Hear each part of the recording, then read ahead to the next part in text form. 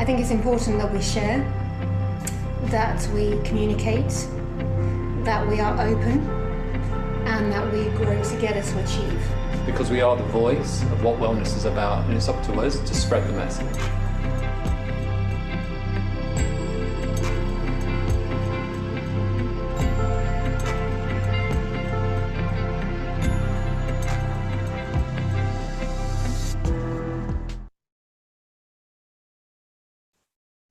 Hello, everyone, and thank you so very much for joining us on day 3 of the World Spa and Wellness online conference, brought to you by the joint efforts of the 4 teams of professional beauty in the UK, Dubai, GCC, South Africa, and India. Hello, my name is Jean-Guy de Gabriac. I am the founder of Keep Touch International and World Wellness Weekend. I'll be your host today, talking about reopening strategies from Europe, not just Southern Europe, but Europe. Greece is in the house, Cyprus is in the house, Italy is in the house, France and Switzerland are in the house. We're going to touch on very burning points today. Yes, we're going to talk about safety, sterilization, but much has been already said on previous webinars. So beyond safety, we will be talking about what are the elements that our panelists are preparing to boost the guest experience in their property, the value that they're going to add. What elements of emotional intelligence are they going to include in the drafting of their new SOPs? Are they in favor of reopening as soon as regulation allows it, or should it be wiser to wait for a little more?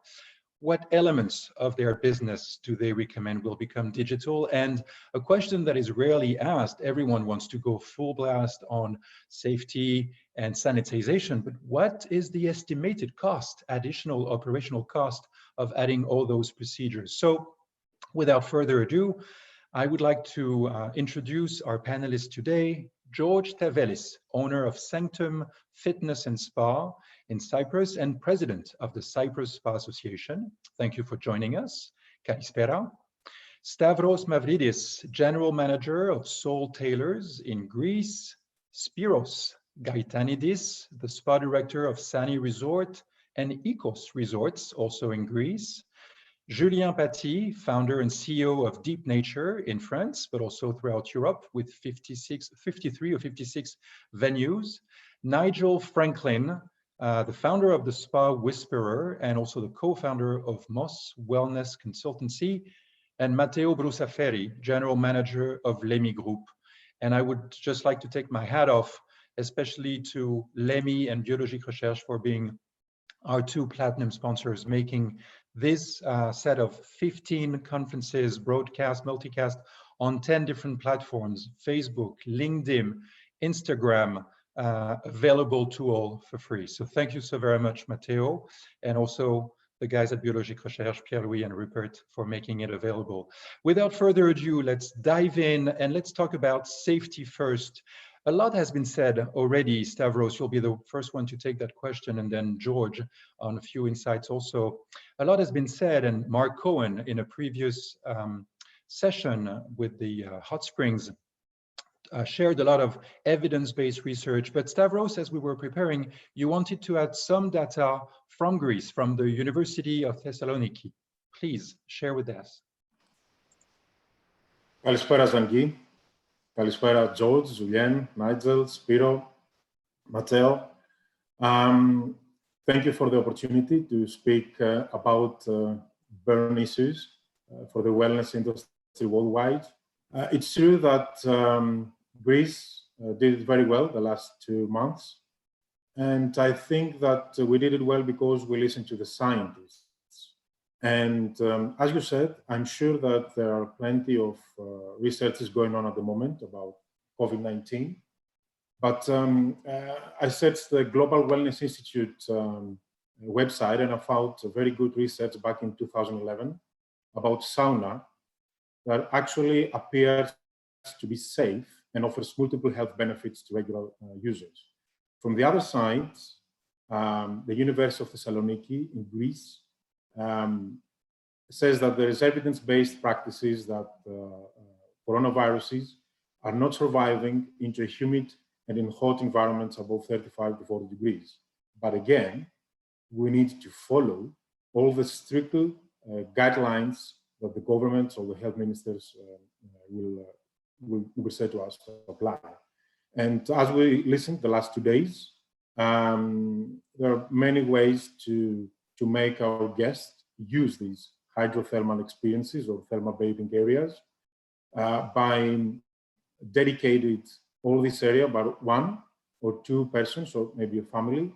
Then have a breakdown of 30 minutes to clean and sanitize the area, and then try to control the technical element by using 5 or 6 times per hour the ventilation system.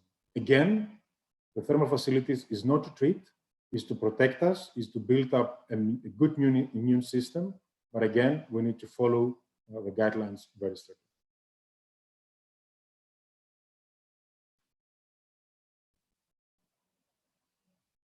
Thank you, Stavros. George, it's not going to be very practical to refresh the air of saunas and hammam 6 times per day, because the whole point is to save energy. And once you switch them on in the day, you should have optimal heat throughout the day. So that's A, that's not going to be very practical. And B, you wanted to touch on a special regulation in Cyprus regarding swimming pools. What is it? Good afternoon, everybody. From the warm Cyprus, here in Limassol today, so it's a little bit over 40 degrees, actually. So hopefully kills everything. Yeah.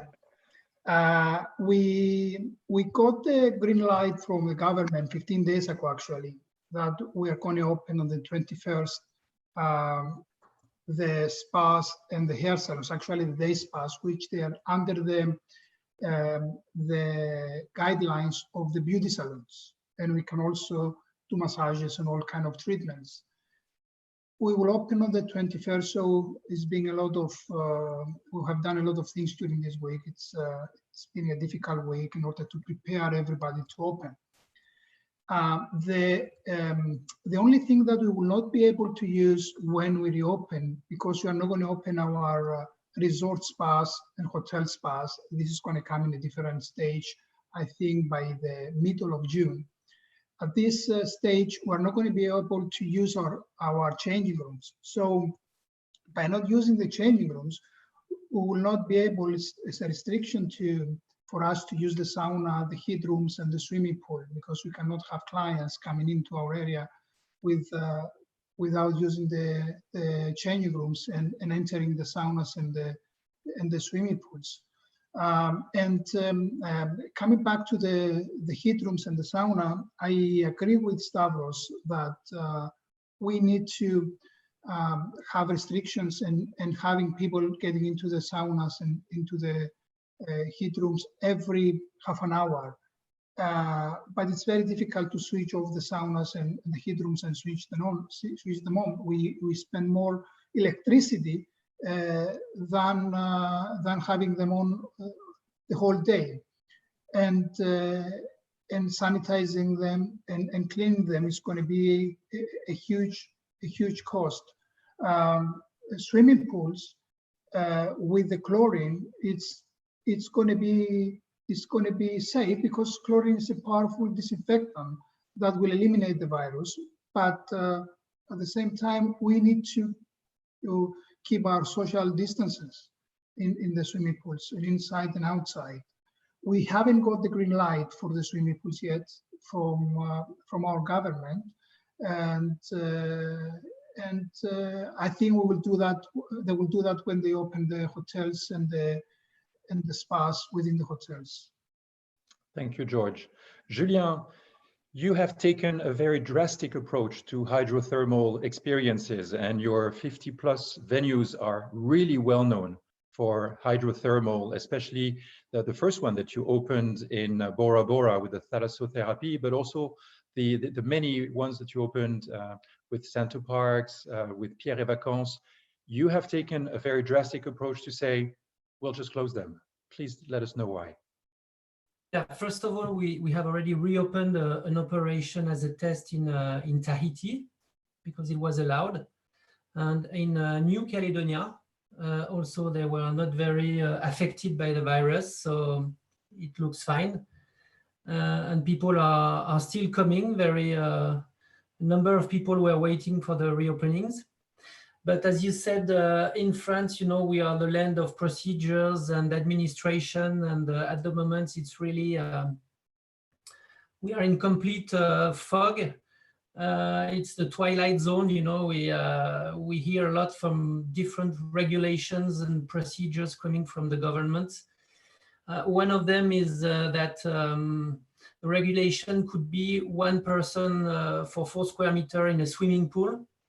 To my mind, it's just not applicable, and we would prefer not opening these areas, waiting for the situation to just calm down for a while. And I think as long as people see that tourism and moreover spas are important for tourism, I think reopening France, first country in the world with tourism, in July is just compulsory. So I think they will have to reopen the pools. But let's say that at the moment, everybody is a bit wondering about scientists, because sometimes you hear black and otherwise other times it's white, you just don't know. So we've just decided to close everything, put everybody on the door and just wait for what's going to happen. Absolutely. Thank you, Julien. Spiros, I'd like to jump on something you mentioned, because Stavros said in Greece, you have been listening to scientists, you have been listening to facts, and you have been devising plans to reopen. There's a very big season, 8,000 hotels that are waiting to reopen. Probably 50% of those will reopen. I know that your group will reopen, and you have taken, or you have announced a fantastic measure, which is in each of your resorts, there's going to be a medical lab that is going to be installed. Can you please let us know a little bit more about this initiative, and then we'll hear it from Nigel. Of course. Thank you very much, first of all, for this opportunity. It's my honor to participate in this panel, and it's a great opportunity for everyone to share ideas and inspire each other.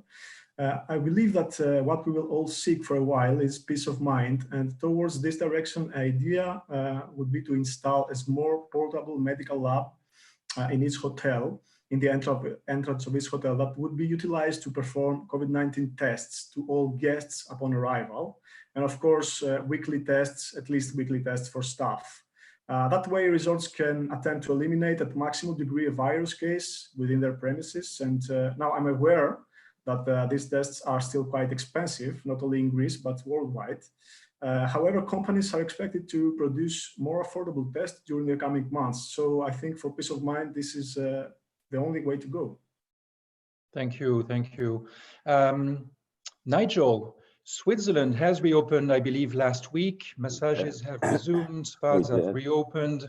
And in the land that has the universal symbol of safety, everyone, if you want to say safety, you just put a red flag with a white cross on top of it. So safety regulations is not going to be something very new for Switzerland. What can you tell us from your country? Well, it's, I'm in the DACH region. I have Germany and Switzerland and Austria. And, and what I think is just really, first, when you think of Switzerland, you think A, skiing, B, some form of medical manifestation, whether it's wellness or hospital. So certainly the hotels have opened, and the spas within the hotels have opened. And my perception of what is happening within the hotel spas that are only open to guests, quite naturally, I think people are kind of fumbling around trying to determine this kind of new normal. I'm in a very fortunate position as a consultant, and I specialize primarily in medical wellness environments. And so these kind of regulations aren't alien to a medical wellness environment. And whereas you have people taking these extreme measures that as they should, but that somehow don't speak to their DNA. I think with places that I work with in Switzerland, we almost have to kind of come softer a little bit and put in a little bit more of the wellness, because we ordinarily just naturally have these regulations, and we're increasing them as such. interesting though, the conversation this week, just quickly this week, the conversations that I've heard about saunas and swimming pools, and what I like just in this very brief conversation we've all had so far is this acknowledgement that these things don't exist in a vacuum. I mean, whether it you know, there's confusion about whether a hammam can kill it or whether it spreads it, or the chlorine in the swimming pool. These things don't exist in a vacuum. The regulations to get to the hammam, get to the swimming pool, all have to be in place too. So the conversations about this, I think, has to be a lot broader. Okay, well, thank you. Matteo, what is the situation in Italy? Because I believe you had to wait until last night to receive a document, finally, from the government, 700 pages. So what are the main takeaways from these 700 pages? Of course, you've read it back in France, I imagine. So hi, Jean-Guy, and good afternoon, everybody. So, well, as you know, Italy has been one of the first countries hit by this this pandemic, and I mean, right in the center of it. I mean, Cremona, which is probably the most heated city after Milan. We now, after 73 days, we had the first day with no death for COVID-19, which is a good sign. Numbers are getting better and better. Spas have been closed 2 months ago. They're still closed, but they're going to reopen starting from next week. And they're saying they're going to reopen region by region. So based on the number of the virus, of the spreading of the virus, they're going to reopen. So probably my region and Piemonte will be the last two regions to reopen. So I think it's going to be by the end of May, beginning of June. We have a list now of all the procedures they need to do, what they think they need to do to keep everybody safe. So, of course, wearing masks, taking measurement of the temperature, sanitize the treatment room, half an hour between one treatment and another. Where possible, they need to change the whole, need like open windows or refresh the air inside the treatment room. They need to use as much as disposable covers and products as possible. If it's not possible, all the sheets and linens need to be washed with a minimum of 60 degrees. And then we have another, like lots of other rules that we have to put in place to reopen safely. Yesterday night, as you were saying, we received, actually the government went out with these 700 pages, but they're more, let's say, related to the economical help that Italy is going to give to companies and people. There is some interesting point that can help spas as well. We are still waiting some clarification because, as you know, 700 pages written in this kind of political language, which is not so easy to understand at the beginning, especially when it comes from our government and from Italy. I think the situation is very similar to France. So lots of fog, and we need to manage and to understand a bit more of what's happening in the next week. Okay, thank you. I just posted on the chat box to all of you listening, that we will take questions in about 30 minutes. So please use the chat box to write your comments. And in the past sessions, the chat box was extremely active, with people posting links, information, resources to SOPs, to guidelines of ISPA or others. By the way, the ISPA guidelines for the reopening toolkit has been downloaded over 70,000 times in just 1 week. So please make sure, and I'll post the link later on, lots of other regulations.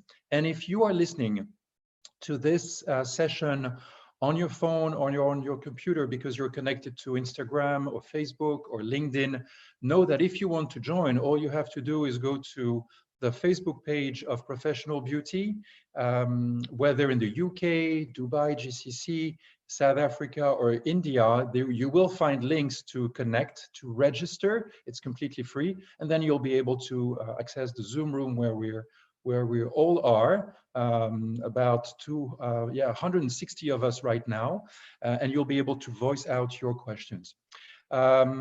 Quick question to go forward, because it has been asked a lot. I don't want to dwell too much on it because I really would like to focus with all of you guys who are entrepreneurs, founders, general managers, consultants. I want to dive into the economics of the situation.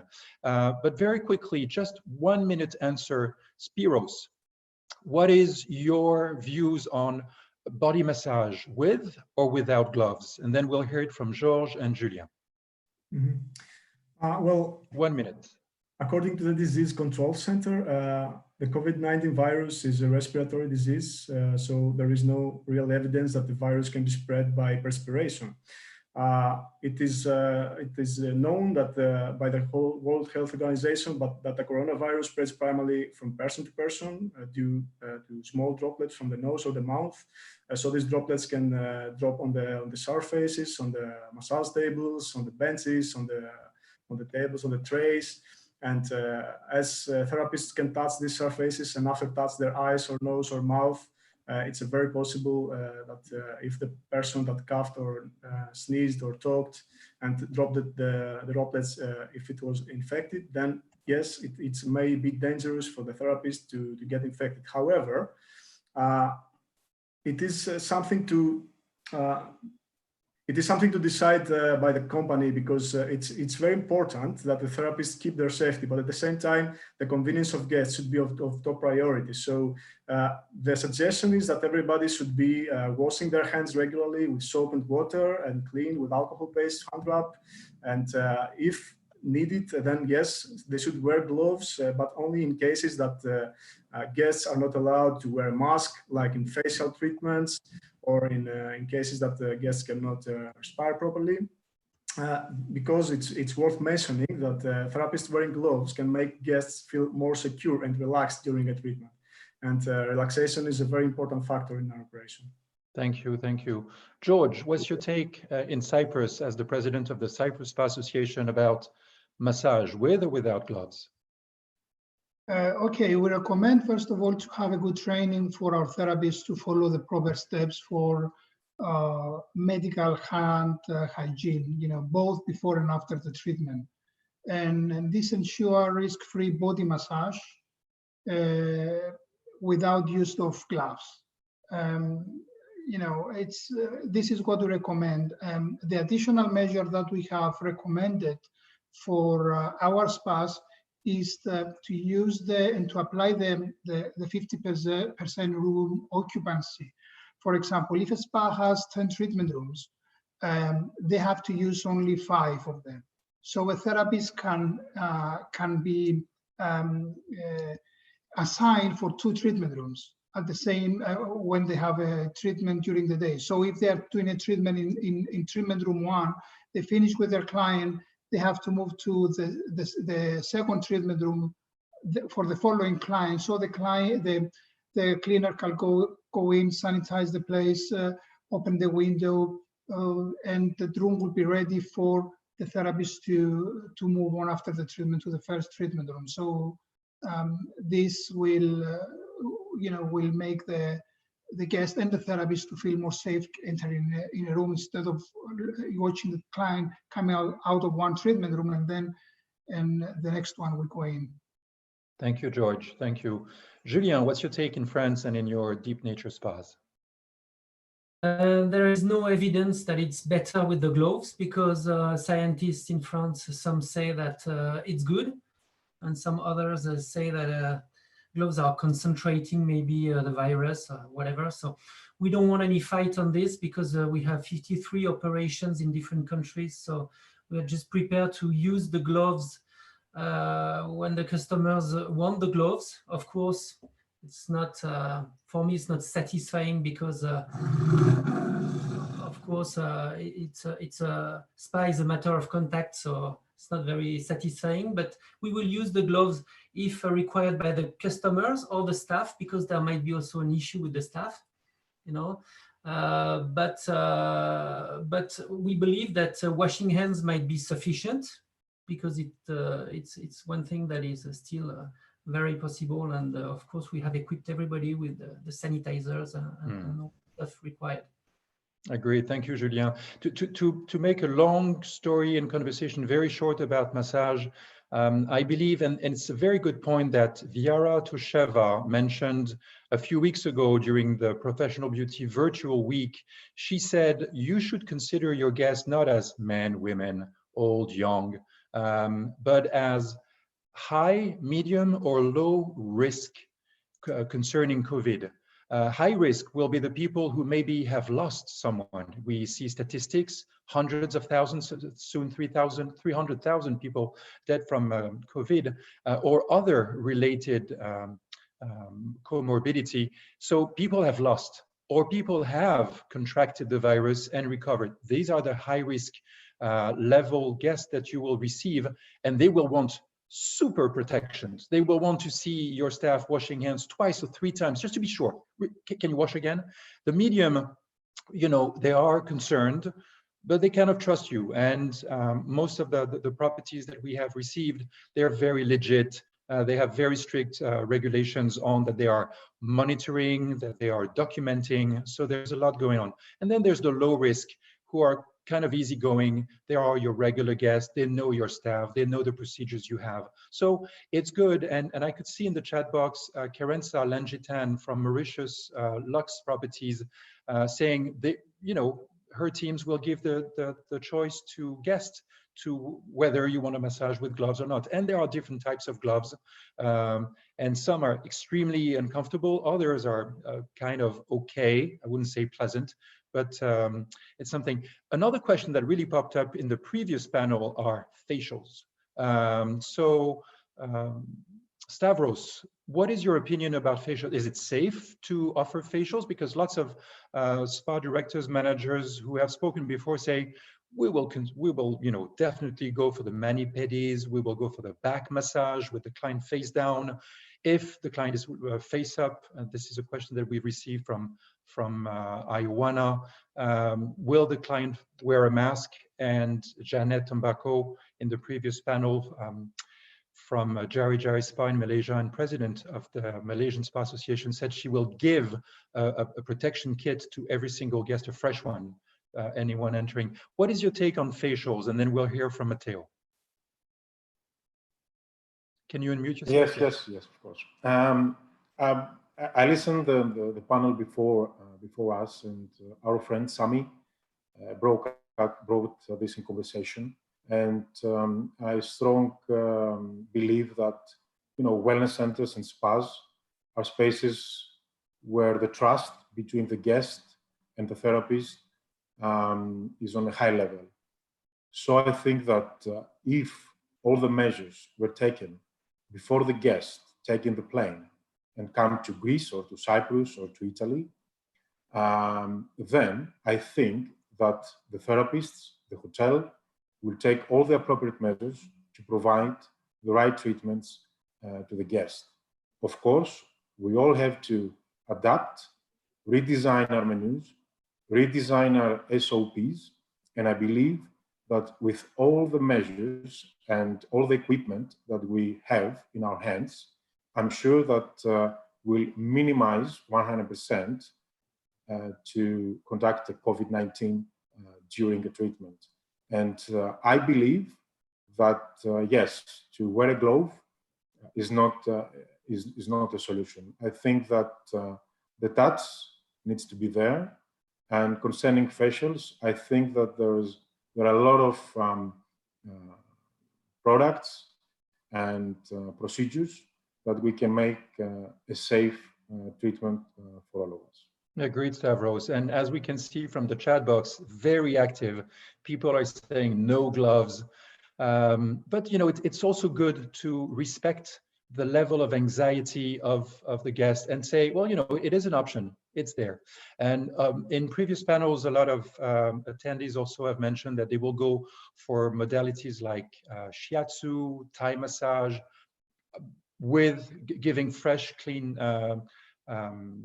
outfit to receive this kind of modalities for guests. So touch will be okay with no gloves because it will be on textile, Reiki, vibrational healing. And you're right, Stavros. Sami in the previous panel mentioned a very clever word about high touch, high tech, and hygiene.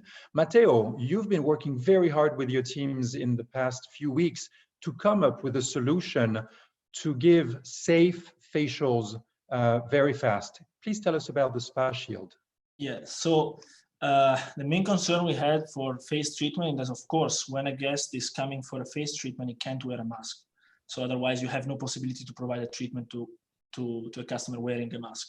But if the guest is taking off the mask, there is some risk for the therapist to get the virus, and also the guest itself won't feel safe, because we know that the surgical mask is basically protecting other people from us, but as well, in our mind, all people's mind, wearing a mask now is making you feel a bit more safe. So in this kind of treatment, you can't wear masks. So we create this shield, this transparent protection that you can use to provide a facial being divided from the guest for both use, either protect the therapist, of course, from the guest not wearing the mask, but also to let the guest feel more confident and more safe going in a spa for a face treatment, which is, I think, it's a very important point right now, because if you want to have occupancy, if you want to have people coming to the spa after the whole problem we had and all this situation, I think we need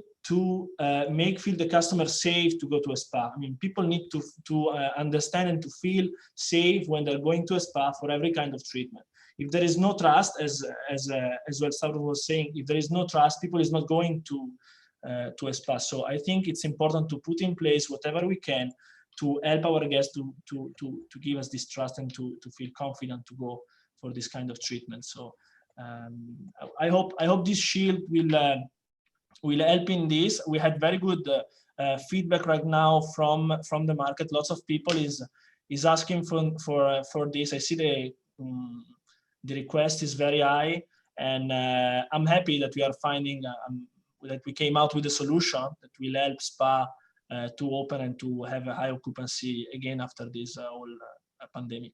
Absolutely. It is definitely lowering the risk. And anyway, the staff, in order to provide the treatment, will anyway wear the mask, probably a shield also, wash the hands, every safety. So, but it's also a way of seeing what you do and being comfortable, and for the guest to remove the mask. So moving on to the way to increase the experience, because safety will be first, absolutely, but it should not be the only thing. I mean, SOPs are standard operational procedures. They do not have just to be sanitized or sterilized operational procedures. They can be also superior operational procedures or signature operational procedures. That's what with TipTouch we called SO+, and we have a document ready next week about this to be sharing with all of you if you want. George, in Cyprus, what are key elements that you are recommending to implement? And some of them are linked, I believe, to corporate social responsibility. You mean what elements we have to add on our standard operating procedures? Yeah, to boost the guest experience. You did mention on inspiring outdoor treatment areas. Yes, it's okay for me at this moment, at this period, the reopening period. I cannot say that there is a wow factor that we can do for our clients, but the boosting effect that we can have is connecting with our clients, listening to our clients, attending their needs, and empathize with them. On top of that, here in Cyprus, because of the lovely Mediterranean weather that we have and the warm temperature and the guaranteed sunshine, especially at this time of the year, we will be able to, for our resorts, to create outdoor treatments as well as relaxation areas outdoors, and areas, quiet areas, tranquil areas, and people will be feeling more free and safe while they are doing a treatment outdoors. And to attract, we recommended this actually to all of our spas under the Cyprus Spa Association, is to attract new clients or existing clients. They should offer free outdoor group meditation classes, some stress management programs on a daily basis, And by utilizing the outdoor environment, I think it's something that will make our clients, especially the clients that they come from abroad, to feel more safe. Thank you, George. Nigel, you'd like to add something on this, and then we'll hear from Spiros quickly. Yeah, just quickly as we kind of move forward, I think it's really clear, or it's important for everyone to be clear that, yes, we are defined by how we respond to the global pandemic and C-19. We are defined by how we respond to it, but we're also defined by how we evolve from it. And I think to George's points, certainly, that it is very important that we don't swap the language of C-19 with the language of wellness. Our DNA remains the same. We are just navigating through different waters right now. One of the things I, as a consultant, would like to implement, for example, extended consultation times. And the reason for this, the one thing we have now that this as a unified planet is that we have all gone through this experience together. And our job as therapists, as spa directors, operators, is to manage people's anxiety. And that is part of our new kind of wellness identity. So I think things like extending the consultation time gives me as a therapist and you as a guest the opportunity for us to share this kind of bizarre experience that we have gone through. And within that time, there is the management of anxiety, and that is where we kind of redefine this new idea of wellness. So I think, rather than come like with two guns blazing, I mean, and have these kind of big knee-jerk responses. I mean, there are the governmental mandates and regulations, but it really is important. Our eye is on the ball of wellness and how we can leverage these very strict regulations, but still not lose our Absolutely, DNA. Nigel. And in a minute, just after Spiros talking about spirulina, just like Edward Wong, the president of the Singapore Spa and Wellness Association, mentioned adding as a value added element hot pack with herbs to really boost the immune system. Spiros is going to speak about spirulina. And just after that, you're right, Nigel, it's important to add emotional intelligence in SOPs, and Stavros will definitely touch on this. Spiros, your mic is on. Please let us know about the elements you're adding in your signature treatments. Well, actually, spirulina is proven to enhance the rate of production of red and white blood cells, induce the production of the antibodies, activate T cells, and in general, boost the immune system at all. So, well, one of the wow factors is creating signature tailor-made treatments, which will emphasize on boosting immune system. It's more than necessary these days. So, well, first of all, I believe that cosmetic brands are a valuable ally in this effort. And they should be in close cooperation with the spa managers and be able to create some unique distress treatments and skin distress treatment mostly. In Sani and Ecos, we are lucky to have Ansemone as an exclusive brand, and they have been with us closely since day one, and we've been already creating a series of treatments aiming to boost the immune system, and the main ingredient in these treatments is spirulina. It has always been in the company's philosophy, but now even more than before, it's very important to include elements like this in more and more treatments.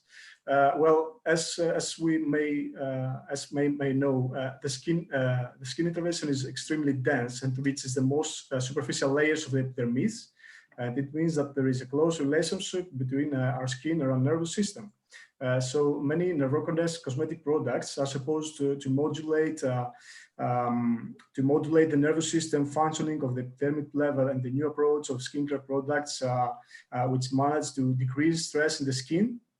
And some Ansemone products also like I don't know if you would like to mention some, the Express Radiance Ice Cubes, Express Radiance Ice Cube for the eyes, the Super Active Cream, the Contour Serum. They are formulated with tephroline, which is an extract of Tephrosia puputea, the wild indigo, as widely known, which stimulates the release of beta endorphin, providing the skin with with a feeling of well-being and therefore restoring the normal skin functions. And as I said, there are many other products that the cosmetic companies can research and include in their protocols. And it's a very unique opportunity to come in close cooperation with the companies and to create something unique. Thank you, Spiros. And you just gave a perfect example of what the therapists really need to be comfortable with. I know they're great non-verbal people, not all of them, but most of the therapists or estheticians, they're great with their hands, they're great with their heart. They're not so comfortable about recommending products. Well, now is the time to fully know the products that you have, the benefits that they deliver, so that yes, it's nice, it works. It produces results. And let me tell you about your immune system, your body, and why these products will continue to serve long after the treatment as you go. So thank you for mentioning it. Stavros, emotional intelligence, how, why should people use that more? Yes, I think You that mentioned Daniel Coleman. Yeah. The last 2 months, everybody, all of us reading a lot of books and reinventing ourselves to copy and adapt to this new normal. For many years now, emotional intelligence has been said that is more important than IQ, especially for high executives and managers and directors, because they made them to perform better and have better understanding of the others, what is happening around them. So wellness is about understand the other. You have opposite in you. And as you said, Daniel Coleman, a psychologist and very well-known author, describes 5 components critical to emotional intelligence, which is self-awareness, self-regulation, social skills, empathy, and motivation. For sure, all are important, but I think that we have to be focused on 2 of them. And to my point of view is the self-regulation and empathy. I think that self-regulation is all about expressing your emotions appropriately. And those who are skilled in self-regulation tend to be flexible and adapt well to change, which means that in these times, we need to adapt to any change that is coming. Also, the people that are self-regulate tend to manage conflicts and diffusing tense or difficult situations. So the second part, critical, is the empathy, and it's all about recognizing how the others feel and to respond accordingly. Both elements, I think, will definitely need to be included to the new SOPs in order to make the therapist feel confident from the other side, from one side, and the guest, they can see that there is someone that really cares about them. And as said Nigel, we need time to understand and go deeper on that and heal. Thank you very much, Stavros. We're moving forward in our session, and we will be taking questions in about 10 minutes. And I see that there are already a few questions that have been asked. Thank you so very much. If some of you are joining us now on Instagram or Facebook or LinkedIn, please make sure to register so that you can join the Zoom room in which we are. There's an increasing number of people joining us so that you can also ask your questions. Julien, you're next. Let's evaluate, please, the cost of additional operational safety and sanitation measures. We're talking about providing a kit with maybe a sanitizer. I mean, some operators are thinking of giving directly to their guests when they arrive a kit with a mask, with a small sanitizer bottle. Your therapist will need to wear PPE. There will need to be a 20 to 30 minute turnover. What is the cost that you estimate for that? And then we'll hear from George and from Stavros. Yes, thank you. We have already made procurements to restart our operations, and we know that estimation is between 2 to 3 euro per customer for a sanitizer, facial mask, for instance. but also for staff, equipping all the staff every day, changing the gear every day is about €7 per staff. It might not mean that it's a lot of money, but as far as we are concerned, we have 500 staff in all our operation, and it means that it's over €1 million per year, so it's big money. And talking about the lead time in between the treatments, to me it looks impossible, because that would mean say a lead time of 30 minutes in between the treatments is something like €300 per day lost in treatments. And with the with the minimum, the percentage of occupancy that is forecasted now, which is roughly 50%, it looks for us, because we have many operations, it looks difficult. We'd rather in our company wait for the situation to calm down, for people to calm down, for people to be reassured, in order to start probably in July with better figures.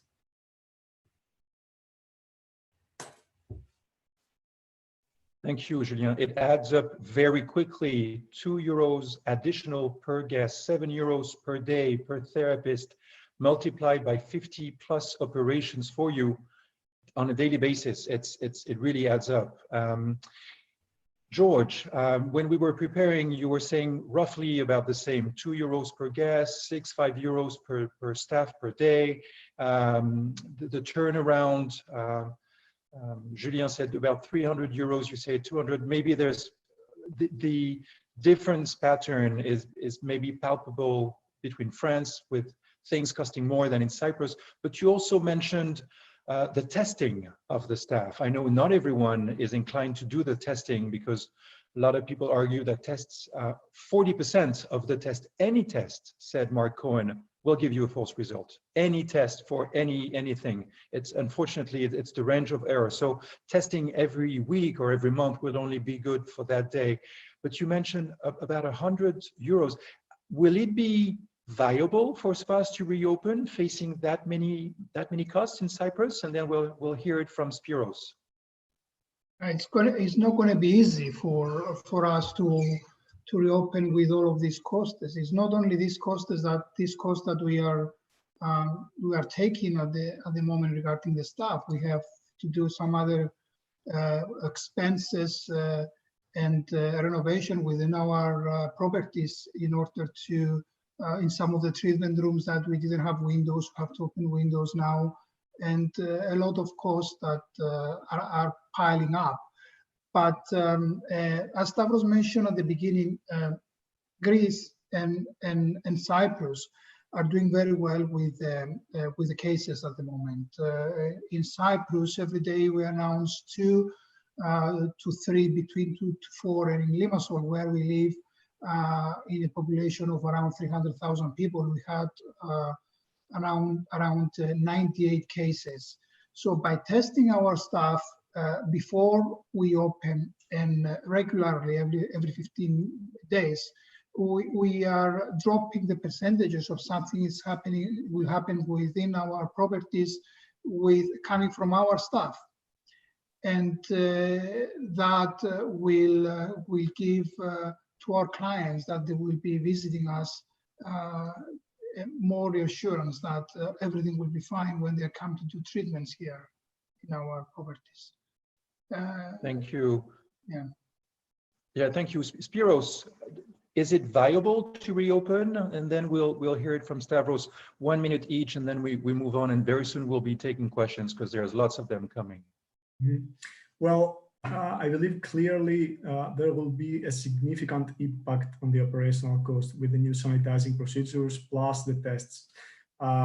We in Sunny Nikos Resorts, we are still in the process of finalizing our SOPs. So we have not yet decided if we are going to operate our spas on their full potential, meaning operating with the hammams, saunas, changing rooms, waiting areas, or maintain a minimal operation style where the guests use their cabins to change clothes and have a shower inside, and then check out directly.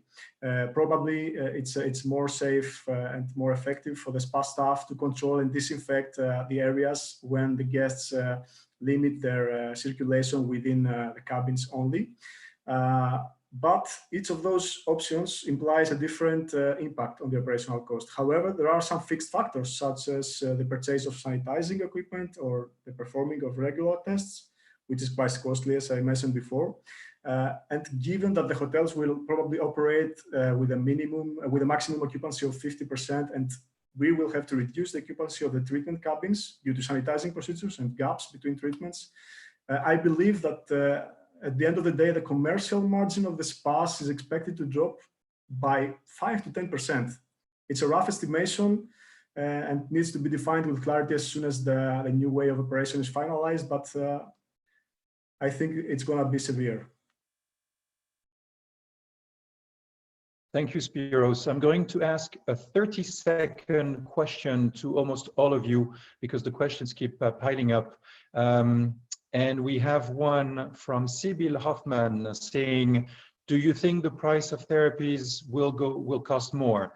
Of course, she says that in regard to the medical testing before entering the spa and having less therapy rooms in operations. But Stavros, what's your take on this? Will you increase prices or will you increase the value, the perceived value with add-ons? 30 seconds. Yeah, this is a question that the last 2 days, all people around the world try to answer. My point of view is we don't have to raise prices. We need to add value services. And I know that we're facing financial problems and will the next months, but we're all here gathering to guide people how to reopen safely and operate under strictly guidelines. And I think that wellness over the next 5-6 months have the opportunity to go deeper in any hotel operations, because we have to think out of the box and break the walls of the spa and bring wellness everywhere, into the room, into the transfers, everywhere. I think that there is an opportunity, despite the fact that a lot of hotels in Greece will not open. Some said that 1 out of 3 hotels will not open, around 3,000 hotels out of 10,000. And some of them, they're going to have 50 degrees on revenues and earnings. But please, let's focus to reopen safely and have the budget for next year. Thank you. Nigel, same question. Do you recommend to your clients to keep prices up or? No, I think increasing prices is a temporary palliative. You know, it's a very temporary solution and not terribly sustainable. The same with Stavros. You know, I would recommend to my clients, especially the wellness centers, the Clinique La Prairie, for example, that would increase their content in terms of immunity boosting within their residential programs. But yeah, very, very similar answer. It's think outside the box. Raising the prices without raising the wellness experiences doesn't sound like a solution to me. Thank you. Julien, same question, and then George, and then we'll move on to the questions we have, and especially one that is, how can we include more wellness into spas? And sometimes, you know, high street, not necessarily the beautiful resorts, the beautiful hotels, but the standalone properties reopening. So Julien, about prices, what is your take on this? Yeah, again, the same as Nigel. You know, it's for me, it's not possible to raise the prices because the main issue we're going to have to treat now is to get the customers to come back to our spas. And I wouldn't like that the barrier now is the price. You know, we 2020 is a lost year. It's like this, you know, we have to survive, but still we need to build up the business and to get the clients to come back to our spas. So that will not be the issue. And at the same time, you know, you hear people, you know, they are losing their jobs and maybe some poverty and some people who have decreased their wages. So I think the best message is to try to have the safety, to invest more in this and to reassure the customers and try to get them to come back to our spas. Thank you. Big question for you, George, my friend, owner of the Sanctum Fitness and Spa. Question from James Blower, Matrix. Can you share some insights about your standard operational procedures on how you will operate your gyms within your facility? And maybe Spiros, is it something you can add also about the resorts you're operating in Greece? Okay, this is it's a big question actually. This is something that we work with the team very closely. We have almost 2 to 3 times a week, conference call with my instructors and generally with a lot of people within this the fitness industry in Cyprus. First of all, we'll have a restriction on how many people you will put in your gym. And here in Cyprus, we hear it's not official, but it's going to be almost 8 square meters per person. So we need to do 2 things. First of all, we need to have our clients coming into our fitness centers with appointments. We need to have at least 1.5 hour appointment and booking spaces for clients to come and exercise. This is what we're going to do for Sanctum, starting from 6:45 in the morning, finishing at 10 o'clock in the evening. So every 1.5 hour, people will finish at an hour. They will leave. We sanitize everything for half an hour, and then the next group will come. And people will be able to exercise at least 3 times a week.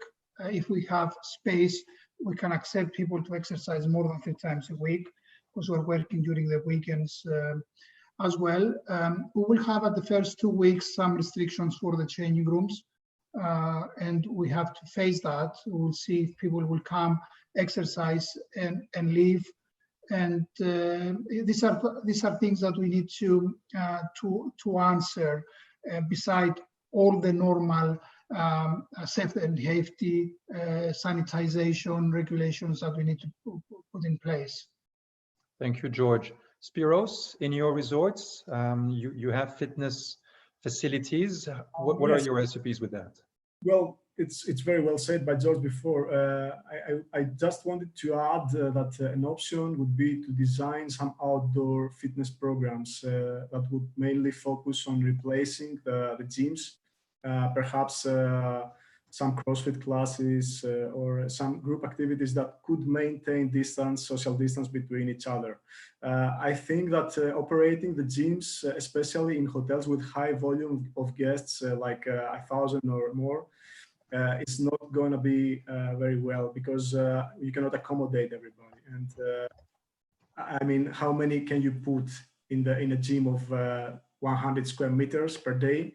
And if they want to repeat their exercise daily, then you will have many limitations to how many people you can totally accommodate. So I think that it's more important to design group activities outdoors that could eliminate the risk of contamination. Okay, Stavros, something you would like to add before we move to the next question with Julien, talking about spa shifts? Yeah, I think that the fitness in general needs to be redesigned with all the companies around the world. As the Global Wellness Summit, with this big survey of physical activity, I think that we need to listen to the companies and, of course, support and help them to create new innovative products and redesign the whole places that at the moment the gyms are placed. Because we're often going into the gym and most of the hours are empty. And I think that the technology over the next years will play a major role. And I think that a couple of companies like Active Solutions from USA, they're bringing up new innovative solutions for personalization by keeping the social distancing. New products are coming and we need to be considered and redesign our spaces. Thank you, Stavros. Julien, a question from Didier Levieux, who's been very active. He has many questions, but one that I would like to pass on to you. With the reduced occupancy of treatment rooms because of hygiene, do you think you will have to cut down staff shifts and operate longer opening hours? How is this going to impact the profitability of your spa? Even though we have big administrations in France, we still have an advantage, is that at the moment, the wages are covered by the government by 80%. So that's why we are not starving to reopen too soon, because at the moment we are able to talk a lot with our staff.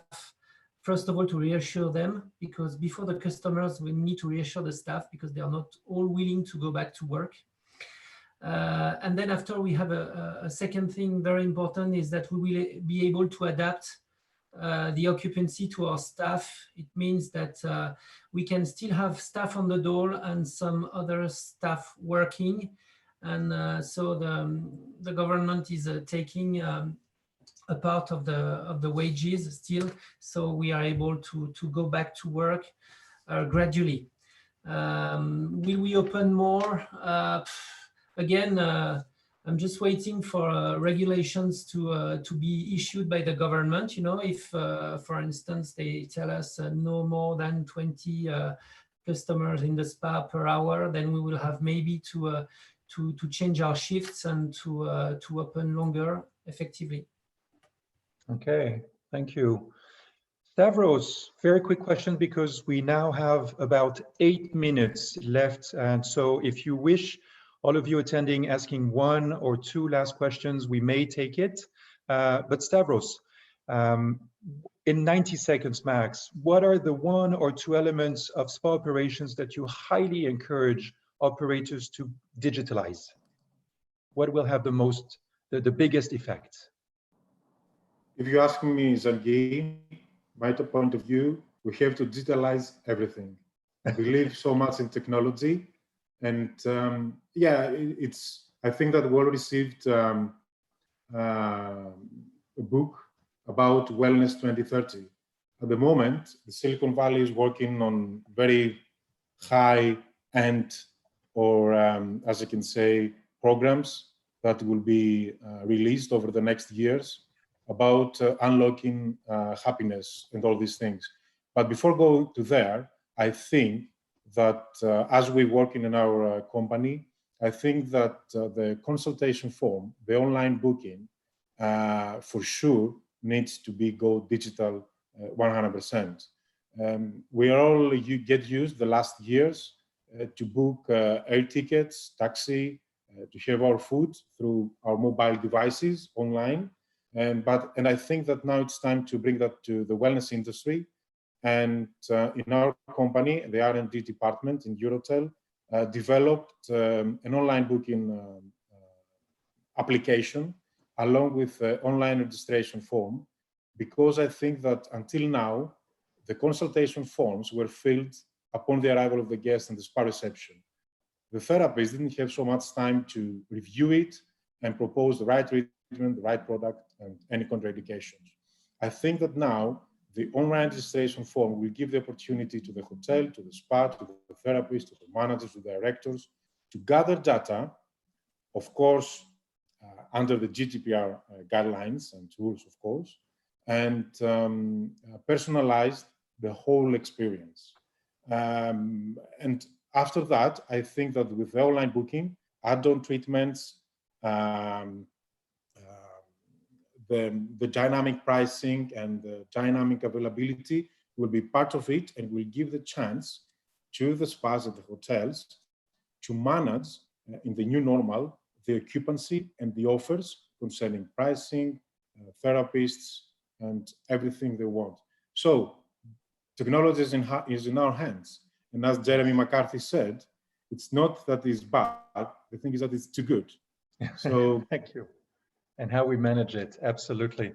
Spiros, just one comment, 20, 30 seconds. What would be the one thing on top of what Stavros has said that you would digitalize in your operations? And then George and Nigel, same question. Well, I agree with Stavros. We should digitalize almost every aspect of the spa operation, and probably data mining would be the one that would be the most effective. as it would be able to dramatically improve the customer relationship management and at the same time ensure maximum personal data protection. But there are some fields of the spa operation that I believe that we cannot rely on technology to perform, and the human factor needs to be there, such as the follow-up, the upselling procedures. All these things needs adjustment, human behavior, in order to understand the human needs and offer what is necessary to the client and retain them. Absolutely. I think this is the difference between a simple spa goer and a core spa goer, because the core spa goer mostly goes there for the people and not for the technology. Thank you, thank you. George, 20 seconds. What would be the one thing you're going to do about digitalization? I know usually you don't play to play, you play to win. What are you pushing your team to digitalize first that hasn't been said by Stavros or Spiros? How does Cyprus top Greece on this?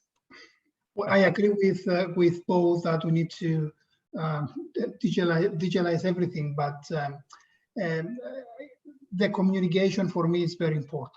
Communication with your clients, and during this very difficult period that we are closed for 2 months, our application, the mobile application that we have created, helped us a lot to communicate with our clients. And it was via the app, our clients can directly contact their spa therapists, their fitness instructor, personal trainers, to ask questions, get advices, to discuss about the exercise program. And they also had a different exercise programs with their personal trainers. And there were spa clients that they were also buying products that they were missing for a long time when we close, and we can do this through this application and order them and deliver them to their home. So it helped us a lot communicating, and through an application for me it's very important, and we will all need this. Thank you. Nigel, your take on this? What do you recommend to your clients? I agree with everybody, actually. In essence, also using app services for communication, that kind of thing. And but I do agree that with wellness, there is also a need for human touch. I remember, 12 months ago, we were having discussions on deskless front desk receptions, and how we take away the barriers, and now we're having a discussion on how we put them back up again, plus. But the communication using app services, agree with George with talking to fitness experts, your therapists. I just, we just have to be mindful, obviously for the guests, but there is a thing that drives therapists to therapy, and if we digitalize that, then we turn their very beautiful drive into kind of a robotic existence. We have to first protect not only the therapists, but also their passion for therapy. And how do we digitalize that? And I don't think we can digitalize that, but we just have to buffer everything else around it. Thank you. Matteo, lots of questions coming up about wellness. What is the place for wellness in this post-COVID situation, and not just for beautiful resorts, beautiful hotels far away, for any salon or any spa with just a few treatment rooms? How can wellness play a bigger role? Well, I'm sure that after all the situation, when the pandemic will be, let's say, over or minimized, lots of people is coming out with lots of stress and needs to recover, it would be in need of wellness. So I'm pretty sure that the demand for wellness, for spas and for gym after all the situation will be very, very high. So I'm sure that we'll come out stronger from all this situation. I want to thank as well the Professional Beauty Group for all these amazing webinars they're putting together, and I want to underline that it is important for all of us to take care of the people who's working with us, or our employees and so on, not only from a prevention point of view, but from a wellness point of view. So we suggested with your help, Jean-Guy, we created a video explaining how therapists can do some stretching before and after the treatment. In our company, we are promoting wellness in different levels with internal gym, with classes. So we are working more and more to bring wellness to all our employees, and I think is a good way to help them to go out after this difficult situation. Thank you. Stavros, you wanted to mention something also about September. Yes, as proud ambassador of World Wellness Weekend, and thank you, Zagi, for that, the last 2 years. I think that the result of all this situation is that we have to make wellness for all, and we have to make it more inclusive. And there are a lot of panels said about creativity, and I think that we need to bring it forward. And I think that we have 3 months ahead for all of us to prepare some activities that will bring this wellness for all up front. And the World Wellness Weekend all around the world will have the opportunity on 19th and 20th of September to provide all these activities to all people all around the world to make some good wellness activities safely. And we try to bring as many as possible to this new world. And thank you for this opportunity to experience all these projects. Thank you so very much, Stavros. It will be a nice marketing tool to promote and attract guests to do more wellness into their lives. Thank you very much. Just before we conclude, and our panelists have just one word to share about how do they keep hope in this situation? What does make their heart sing? Just one word, all of them, as our panelists think about that, and this will be our concluding thoughts. Please make sure, all of you attending on the Zoom room, that you can, at the bottom right corner of the chat box, there is a small square with 3 dots in it, and if you click on it, it says record the conversation. It will not be the conversation we had, audio or video, it will be the conversation in the chat box. And if you click on it, then it will save every link that has been shared so far, information. So Nigel, you'll be the first one to say one word about what makes your heart sing and what keeps you hope. Then Julien and George. Opportunity. Opportunity. Yes, because you did mention that the Chinese symbol for crisis is? It's 2 characters in the Chinese word for crisis is 2 characters. One character means threat, the other character means opportunity. That's the word for crisis. Together, once again, yin yang, not yin and yang, yin yang. Yes. It's a symbol of Tao, yeah. Night and day. Absolutely. Julien, one word. One word. Or 2 if you want. I mean, French people, they cannot have one word. You must have 2, Julien. No, I'm optimistic for the future. Of course, 2020 will be difficult, but I think we are in the real trend of disconnecting people, digital detox, and giving space to people, reeling them to nature. And I think wellness is the right trend. Thank you. George, my friend, one word or 2 from Cyprus, sunny Cyprus. If you can unmute. And then Spiro, Stavros, and Matteo will have the final word. George, you're on. For me, it's very important of listening. Listening for me is it's everything about wellness. If you are not able to listen to the people that they're coming back to us with changing their lifestyle, especially at this moment that they are being locked in their homes and they have so many concerns. We need to empathize. We need to listen to people in order to give them what they need, to give them something to take back home with them. Absolutely. It says in a very old book, a very wise book, it's more important to understand before we're understood. So listening is absolutely first.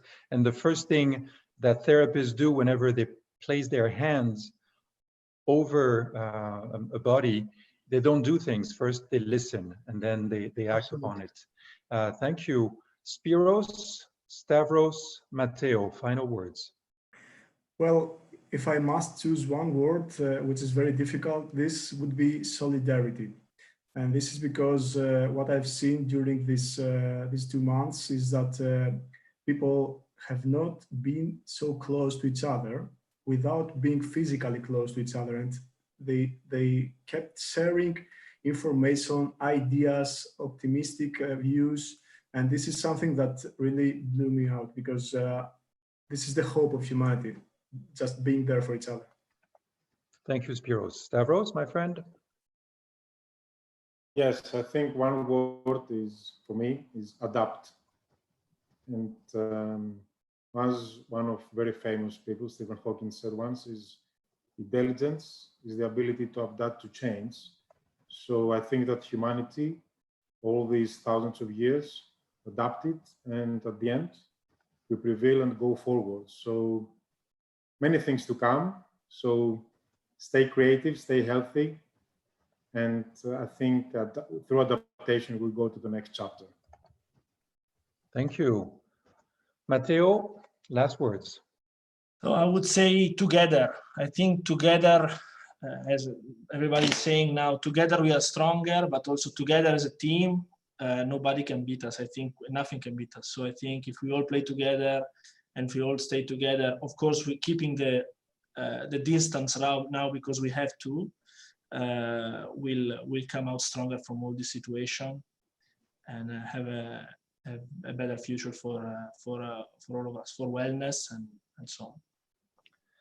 Thank you. Heartfelt gratitude to all of you, Matteo, Nigel, Julien, George, Stavros, Spiros, and all of you who have chosen to spend the last 80 minutes of your life with us, listening to insights, best practices. Especially thank you, Emma, in the background, Managing Director of Professional Beauty GCC, Andy, Chloe, all of you, because Matteo said together we are stronger, and this is definitely a motto of Professional Beauty. So thank you, Professional Beauty, for combining the efforts of 4 teams in UK, GCC, South Africa, India.